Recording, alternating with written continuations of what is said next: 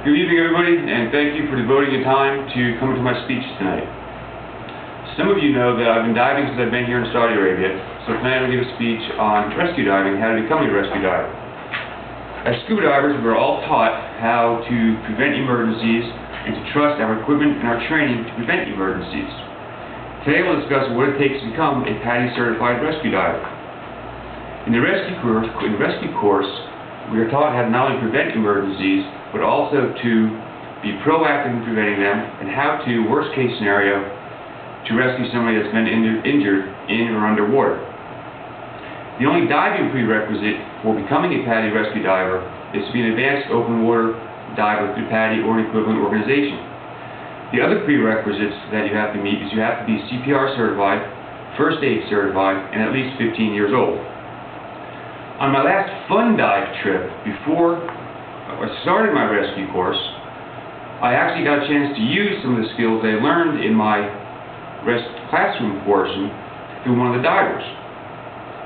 The weekend fell in the middle of my rescue course after I finished the classroom, finished the pool practical exercises, and just had not actually gone out and done the hands-on portion in the open water. As you can see by this slide, I had my dive buddies do a pre-dive check on each other before we entered the water. After they completed the pre-dive check, I would double check to make sure they did not miss anything. As stated in the PADI Rescue Manual, the PADI Rescue Diver Program prepares you to help prevent and, if necessary, manage dive emergencies, minor and major, with a variety of different techniques. During the first dive of this weekend, with my buddies who are shown here, one of them was not paying attention. What happened was she decided to not pay attention to her depth gauge, and she just kept going down deeper than the agreed upon safe depth for that dive. I quickly dove after her, got her attention, and dragged her back up to the acceptable dive limit for that dive. Pete Richards, who's a highly experienced instructor here in the area, happened to be on the beach that day with us. So after I had his experience of dragging this person back up to a safe limit, I talked to him about it. And what Pete said was that even though the class tells you that most of the problems and emergencies are caused by human error and equipment failure, the reality is that most of the errors are human errors which cause the fatalities and injuries. In addition to the advanced diver prerequisite, rescue divers receive special training prior to being certified. In order to be a certified rescue diver, you must complete some additional training. That training includes basic first aid, CPR, and those two must be completed within the previous 2 years. They can either be taught by a PADI instructor or any certifying agency in the world.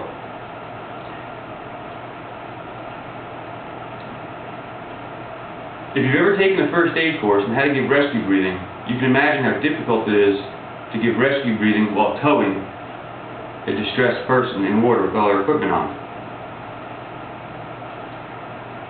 Another thing that we learn in the class is how to administer pure oxygen to prevent and treat for decompression illness.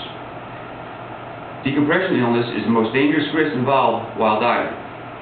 Bill Clendenin, the Vice President of the Divers Alert Network training, states that by administering 100% pure oxygen as soon as possible in any DCI is expected, you will increase the chance of that person obtaining a symptom-free recovery and get the victim back in the water a lot sooner. And as you can see here, we are taught how to administer the oxygen in any environment.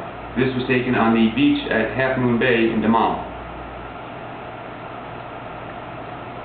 As with any subject, no one can be an expert in everything. The key to being successful, especially in the rescue diver program, is being prepared. As a rescue diver, you're not only expected to handle every situation, the certificate teaches you to assist and hopefully prevent an emergency. By meeting the prerequisites, the future rescue diver is better qualified to help in any situation. By knowing how problems start and how to treat them, we can be proactive in preventing any emergency. There are many resources available for divers to learn from and to become more informed. The Divers Alert Network, or DAN, is one, and another one is PADI.com. By becoming a rescue diver, you can be better prepared to help somebody in an emergency situation. Sometimes all it takes to prevent an emergency is by being confident in yourself and letting others know that you are a rescue diver. The confidence other people have in you and knowing that you have the ability to save them will reduce their stress, therefore lessening the chances of emergencies. I thank you for your time this evening. And this is my audience.